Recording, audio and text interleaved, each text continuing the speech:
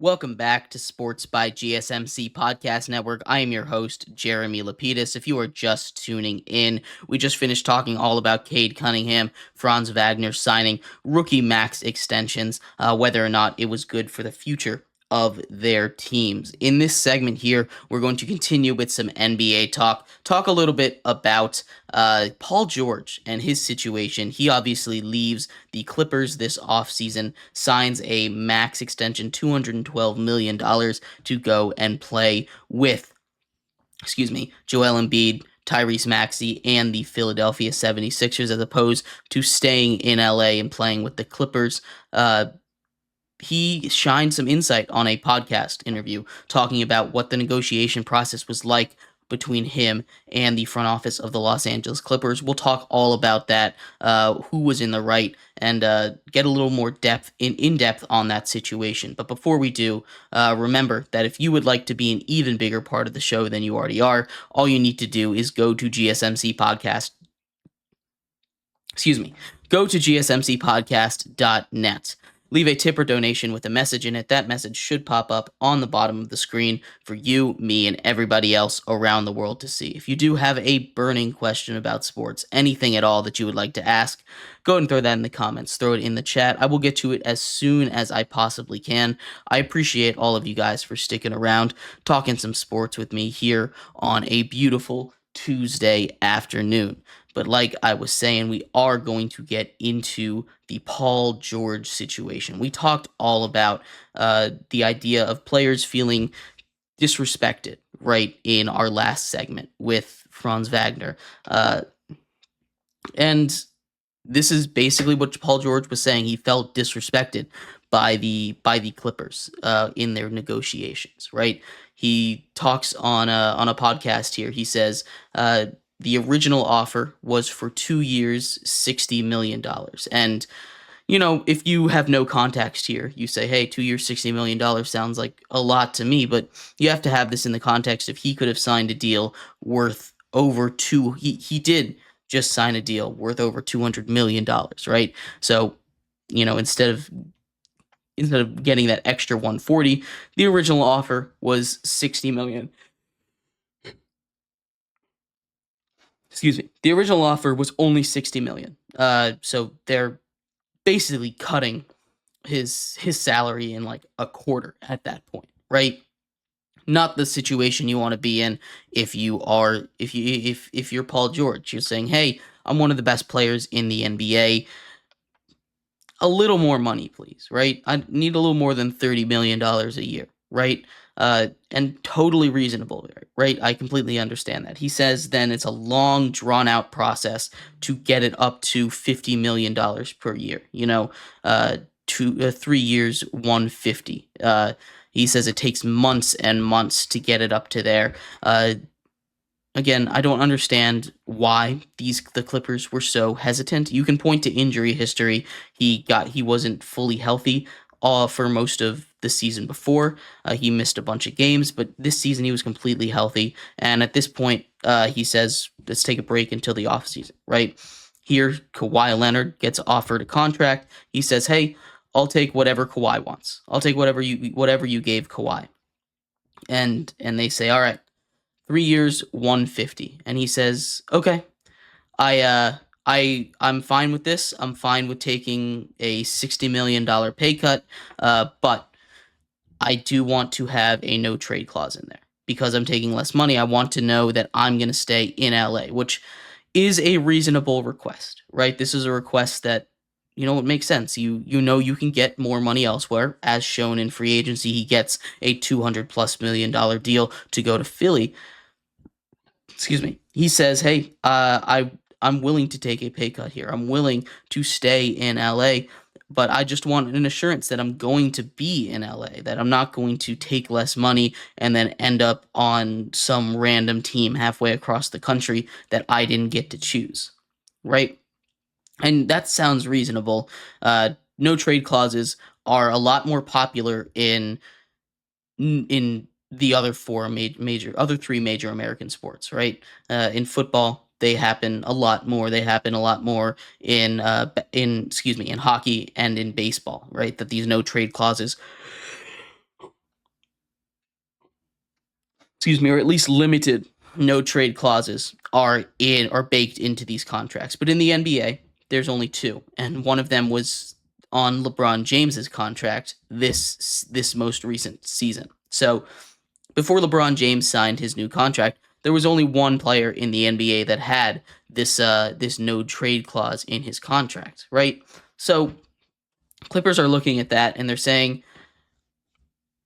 to be honest, I don't know why they don't take that deal, right? The Clippers are kind of, and we talked about the future of this Clippers team not too long ago, but maybe a week or two ago. We talked about how they're kind of rudderless. They're kind of spinning in circles. They're moving into a new arena. They want to compete, but their roster is not able to compete right now. This Clippers roster, especially without Paul George, is kind of in a spot where they don't have the juice they need in a Western Conference that continues to get better while they get worse, right?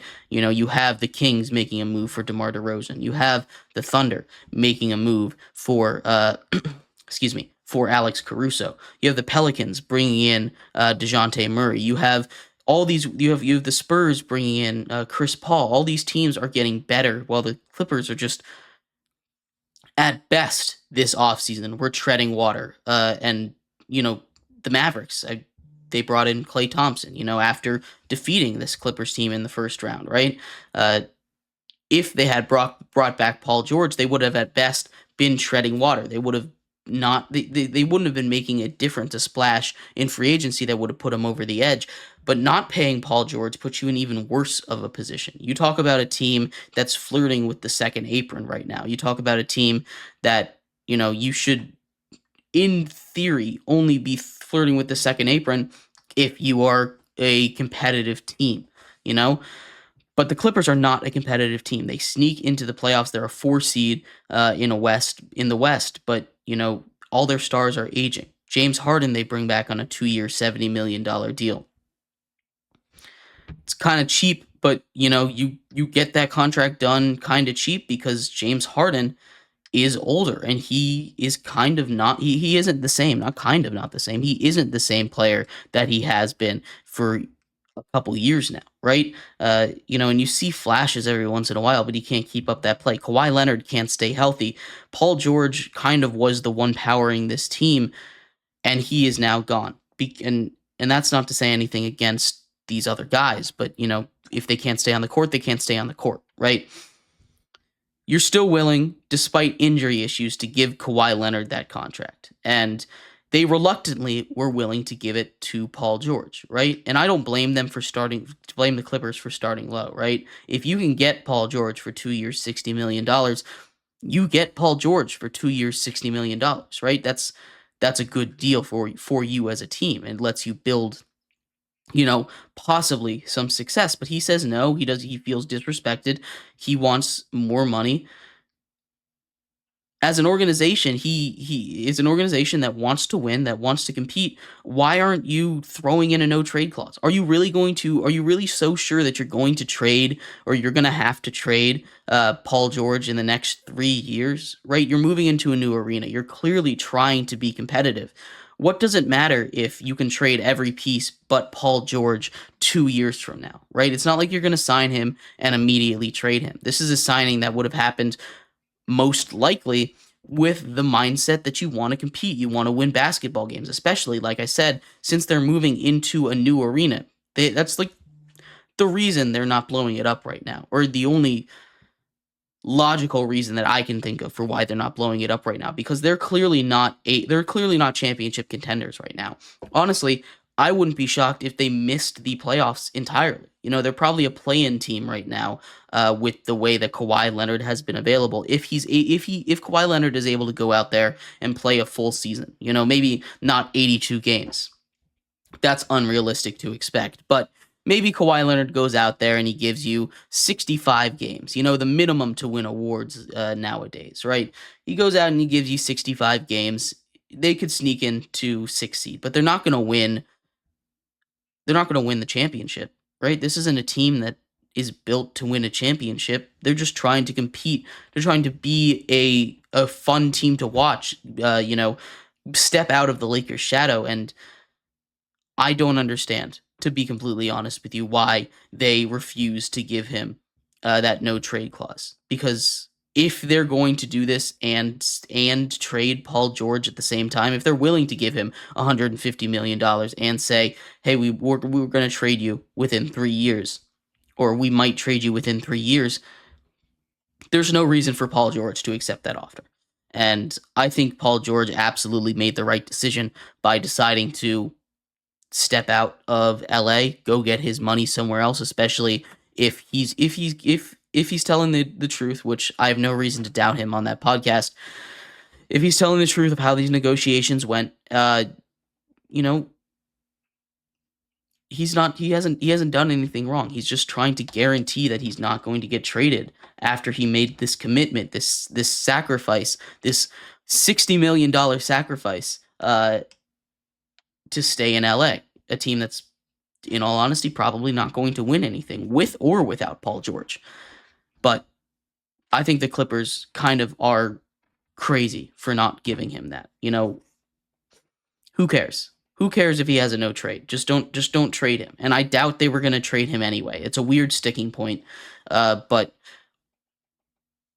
doesn't matter. He moves on to the Philadelphia 76ers. I think that's a better team for him anyway. I mean, if he wants to win a ring, that's going to be a better shot, especially in a weaker Eastern Conference. If they can get past the Celtics, they just, the rest of the East shouldn't be that bad. Now, we don't know for sure, but I do think that I do think this is a good fit for Paul George in Philadelphia. So let me know your thoughts. If you've seen the clip from the podcast that Paul George went on, I'd love to hear your opinion on this. But in our next segment, we're going to finish up our NBA coverage with some summer league action. We're going to go around the world of the NBA summer league. Right, Zach Edey made his debut last night. The kind of controversial top 10 pick for the Memphis Grizzlies, and he played phenomenally. We'll also talk a little bit about Bronny James, what he's done in his first couple games in the summer league, as well as any other summer league standouts as we prepare for the NBA season that is coming up. So stick around for that. We'll be right back with all of that and more coming up next here on Sports by GSMC Podcast Network.